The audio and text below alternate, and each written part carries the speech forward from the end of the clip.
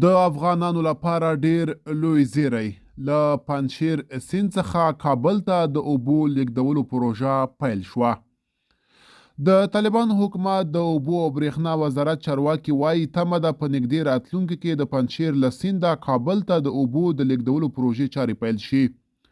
د طالبان حکومت تر کنټرول لاندې باختر اژانس د یکشنبې په ورځ په یوه راپور کې د اوبو او برېښنا وزارت د سروې او ډیزاین د رئیس محمد عارف له قوله ولیکل د دې پروژې د سروې چارې به ژر بشپړې شي.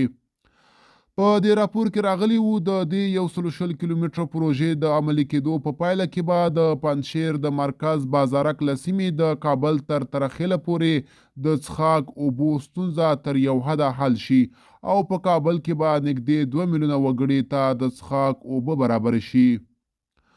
مومن پرته له دې چې د دې پروژې د لګښت په اړه معلومات ورکړي زیاته کړې چې دوی په دې اړه د طالبانو حکومت د مالیې وزارت او پانګوالو څخه د لګښت د برابرېدو غوښتنه کړې. د دې راپور پر بنسټ یو ترکي شرکت SKM کابل ته له پنجشیره د اوبو لیږد پروژې کې ونډه لري او د دکتور فرساد په نوم شخص چې د دې شرکت استازی پیژندل شوی په دې برخه کې د پام وړ پانګونې خبره کړې. باختر اژانس همدا ډول په دې اړه په پنجشیر کې هم د یوې غونډې د کېدو خبر ورکړی چې په کې د دې ولایت والي محمد آقا حکیم کابل ته د دې اوبو د لیږد په اړه ډاډ ورکړی دی.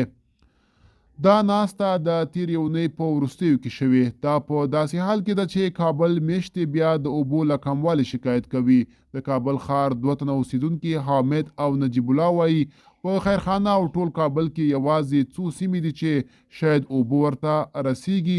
له بده مرغه موږ ته اوبه نه